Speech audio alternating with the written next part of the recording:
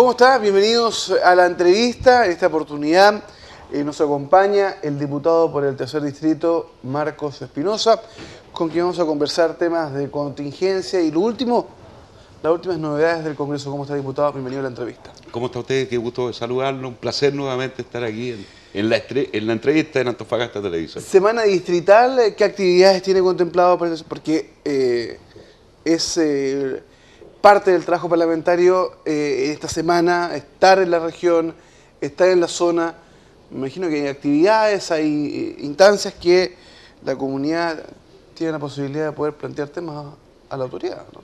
Bueno, en la semana distrital es donde efectivamente se evidencia y se verifica el rol de representación que tenemos los parlamentarios. Y es por eso que hacemos un esfuerzo por llegar a las 9 comunas de la segunda región. Ayer estuvimos en San Pedro de Atacama, en un diálogo abierto y ciudadano, acompañando a la ministra del Deporte para lo que es la construcción de la Política Nacional del Deporte para los próximos 5 o 6 años. Fue un encuentro muy bonito, muy participativo, y de eso se trata en el fondo la construcción de las políticas públicas, que los ciudadanos, incluso de las comunas más extremas de la segunda región, tengan la oportunidad de representar sus inquietudes. Vamos a participar también de un mismo ejercicio el día sábado en la ciudad de Tocopilla, en un curso de formación de líderes para bajar información respecto de formulación de proyectos, respecto también de la oferta pública en materia de subvenciones a distintas organizaciones. En fin, tenemos una agenda bastante interesante e intensa, y obviamente no descuidando nuestro tercer distrito. Yo vivo en Calama, así que para mí es habitual llegar los días jueves y hacer mi trabajo legislativo y mi trabajo de representación en la comuna. Diputado, hay temas a nivel local en Antofagasta que preocupan, pero también hay temas que son transversales y que preocupan no solamente a los antofagastinos, sino que tocopillanos, taltalinos, calameños. Y uno de ellos es la contaminación. ¿Qué iniciativas usted ha presentado o está presentando más bien respecto de varios puntos? Uno, hacerse cargo de la contaminación que está, cómo poder develar aquella que la ciudadanía dice que no está, pero hay instancias que dicen que no está, y al final quedamos como, pero si yo me estoy... de algo nos estamos enfermando, no es de casualidad. Y hay otro tema también, estos tres niveles, de los pasivos ambientales, de contaminación que quedó. ¿Qué se está haciendo? A ver, obviamente que el tema de la contaminación no se reduce, y el problema de la contaminación no se reduce a tener una arquitectura jurídica y legislativa vigorosa, sino que también eso tiene que ir acompañado de un financiamiento adecuado para una rigurosa fiscalización del cumplimiento de las normas. Porque ¿qué es lo que está ocurriendo hoy día, particularmente en nuestra segunda región? Que nosotros avanzamos mucho en materia de institucionalidad ambiental. Tenemos un Ministerio del Medio Ambiente, tenemos una Superintendencia del Medio Ambiente, tenemos normas de emisión de contaminantes que son bastante más rigurosas de lo que había hace 10 o 15 años atrás.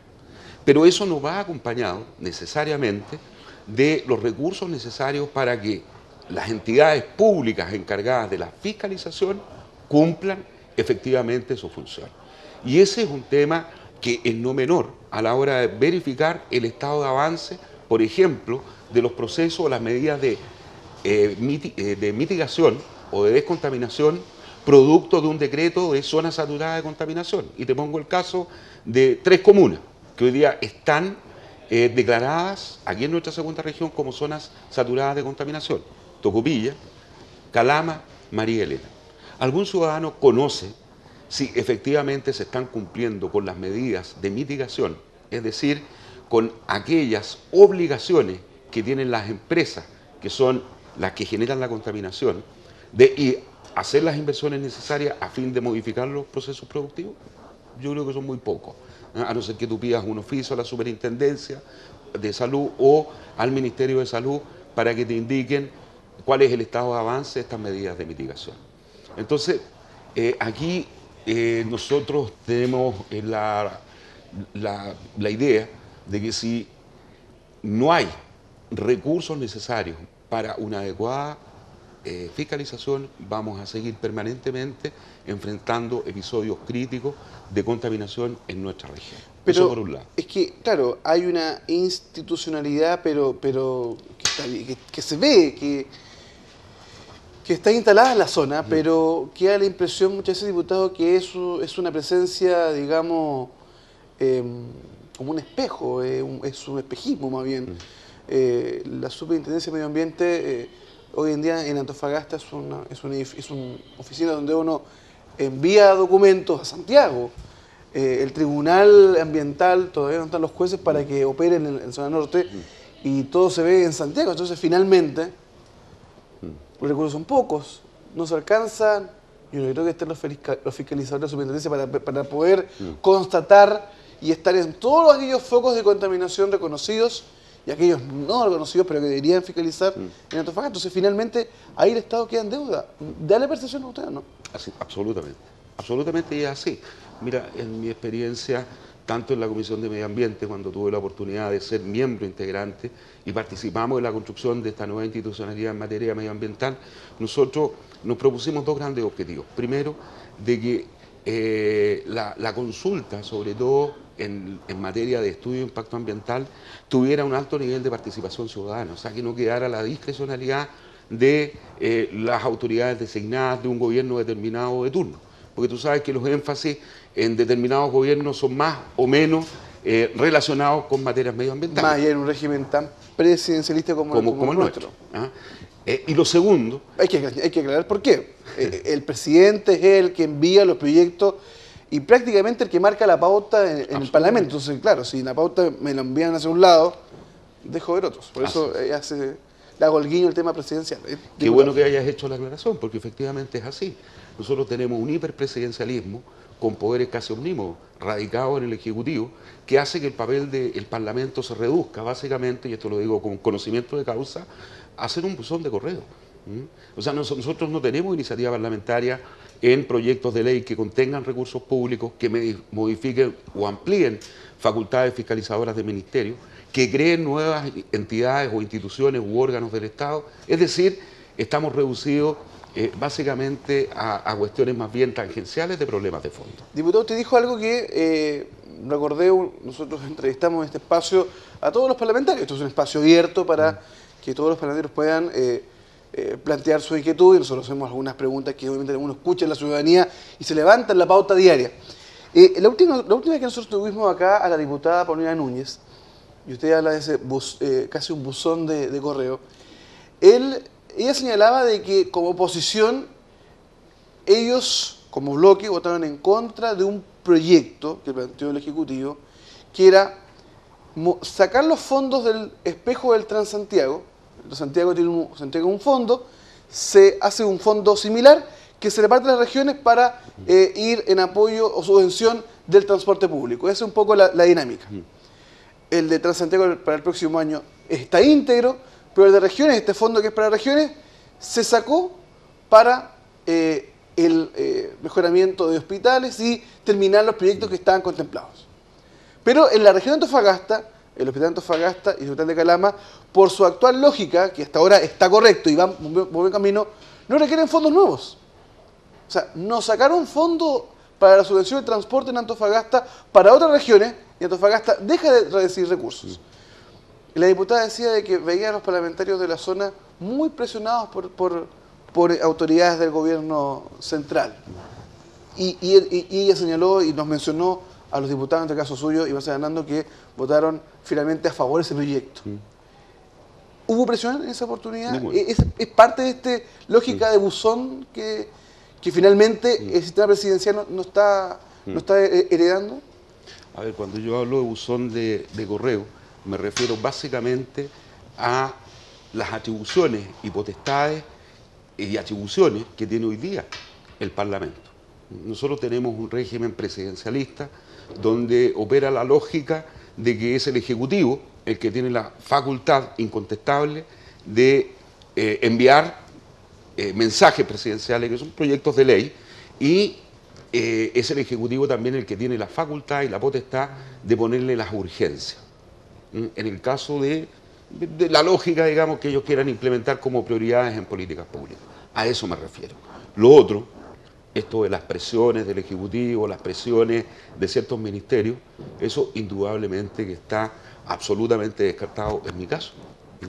Yo he mantenido siempre una conducta inquebrantablemente regionalista, porque yo parto del principio de que la soberanía popular descansa en el principio de la confianza.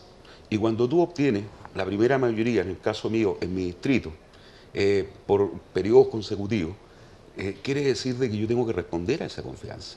Y la primera confianza de uno es responder justamente a la inquietud y la postura mayoritaria de las comunas a las cuales tengo el honor de representar en el Congreso Nacional.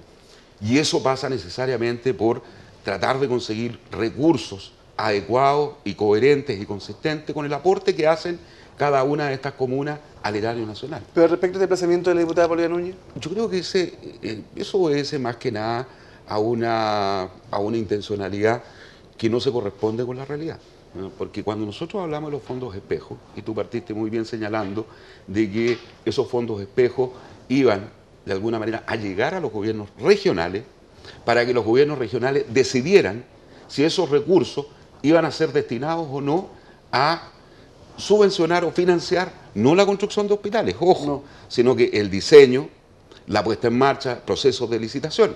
Porque no te olvides tú que el programa de la Presidenta de la República se ha cumplido a cabalidad, lo que son 20, 20 y 20. 20 hospitales construidos durante su mandato, otros 20 en proceso de construcción y otros 20 en proceso de licitación y adjudicación. ¿Dónde estaban faltando los recursos? Justamente para los que estaban o iban a iniciar su construcción el próximo año o el 2017.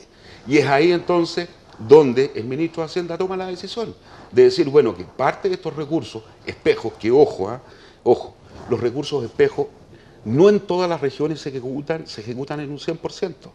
Hay regiones incluso que producto de la gestión no son capaces de ejecutarlo y son devueltos al gobierno central, a caja fiscal. ¿Acaso eso ocurrió en No, Antofagasta? en el caso de Antofagasta afortunadamente no, tuvimos una ejecución presupuestaria de un 100%. Entonces, ¿qué ocurre? Que en el caso de algunas regiones, los gobiernos regionales estaban autorizados, siempre y cuando el Consejo Regional así lo decidiera por votación, para que esos recursos fueran a financiar esa etapa de construcción o licitación de hospitales. No estamos hablando tampoco de una cantidad multimillonaria de recursos. Son aproximadamente 15.000 millones de pesos. Claro, claro, el tema es otro. Planteaban incluso de que esos fondos tampoco permitían Para nada. Para paliar el otro. Y lo otro, en el caso de nuestra región, al contar ya con el financiamiento garantizado en la construcción del Hospital Regional de Antofagasta y en la continuidad y términos de la construcción, porque no nos olvidemos de que lo que está ocurriendo en el Hospital de Calama es realmente un escándalo. Durante la administración pasada, cuando fue ministro de Salud Jaime Mañalich, se comprometió a terminar y entregar ese hospital. Cuando tú vas a Calama y ves el estado en que se encuentra ese recinto, cuando tú ves el informe de Contraloría, donde hay un conjunto no de denuncias, sino que de irregularidades que están al límite del fraude al fisco, tú te das cuenta de que efectivamente ahí no hubo ninguna observancia a las mínimas normas que tiene el Ministerio de Salud para la ejecución de obras. Pero bueno, ese es un tema aparte. Hoy día están garantizados los fondos para terminar la construcción del Hospital Carlos Cisternas de Calama, el nuevo hospital, que es un hospital que va a estar listo el primer semestre del 2017. Por lo tanto, los recursos y los fondos espejos del Transantiago para la segunda región no tienen por qué modificarse en nada. Van a seguir destinados para los fines que fueron concebidos. Y los fines que fueron concebidos entonces, son recursos este desplazamiento del tema regionalista, porque bueno, estamos un año de elección municipal, 2 años de una elección de diputados bastante atípica, donde los diputados de Antofagasta van a ir a buscar votos a Calama, los de Calama eran Antofagasta. ¿Esto es parte del juego de la política? Sí, es parte, pero yo creo que no hay que confundir a la opinión pública. O sea, uno tiene que ser súper claro y también explicar las cosas como son. Mira, yo te digo francamente, Marco, cuando uno quiere hacer un punto político en materia de marcar una postura regionalista, uno tiene que hacerlo en los espacios de discusión que corresponden. Y claramente, los espacios de discusión que corresponden están dados, primero, en la reforma tributaria. Cuando nosotros tuvimos la oportunidad de discutir la reforma tributaria, fueron muy pocos los que pusieron incluso como un punto de vista el hecho de contar con tributos regionales en aquellas regiones cuya vocación productiva está claramente marcada, como en el caso de la nuestra. Nosotros presentamos en la discusión del presupuesto, perdón, de la discusión de la reforma tributaria, el proyecto de ley que crea el Fondo Permanente y Acumulable de los Recursos Mineros. Este no es la creación de un nuevo impuesto. ¿Y qué parlamentarios estuvieron a favor y en contra? No presentó nadie, nadie apoyó esa moción. O sea, entonces es ahí donde se verifican efectivamente, a lo mejor eso es por falta de experiencia, pero es ahí donde se tiene que hacer el punto. Es ahí donde uno puede marcar una diferencia en términos que está bien. Aumentemos los tributos, aumentemos los impuestos a aquellas empresas que más utilidades exhiben, pero también tengamos un sesgo o una mirada regionalista que esos recursos, en aquellas, un porcentaje exacto, por lo menos que acá. Que un porcentaje. Yo no estoy hablando de incrementar los impuestos. Yo estoy hablando que si hoy día una compañía minera está pagando 1.500 millones de pesos en tributación mensual, que al menos un 10% de esos 1.500 millones de pesos queden en la región. O sea, estamos hablando de 150 millones de pesos. Que no es nada descabellado, porque en la provincia, en el departamento de Tacna, los vecinos del Perú, ocurre exactamente lo mismo. Incluso un porcentaje un poco mayor. Mucho mayor. Y hay antecedentes en nuestro. Y funciona ya. Por supuesto. Hospital de la Solidaridad, incluso hay un hospital en Tacna que permite incluso que los chilenos viajen y con atención gratuita, porque como hay recursos, áreas verdes, parques, y son iguales de cierto que nosotros. Entonces, ahí, bueno. Bueno, ese es un tema que marca una discusión dentro de un espacio adecuado, dentro de un contexto de discusión adecuado.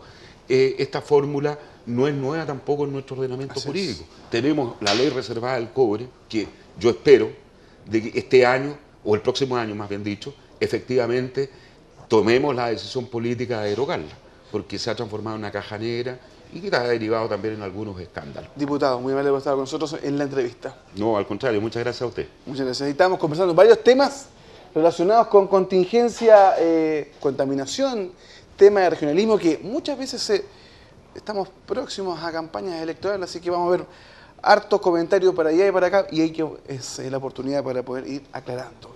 Desde ahí usted puede revisar esta conversación de entrevistas en nuestro canal de YouTube, Antofagasta TV, La Entrevista. Desde ya, gracias por su sintonía y continúe las pantallas de Antofagasta Televisión.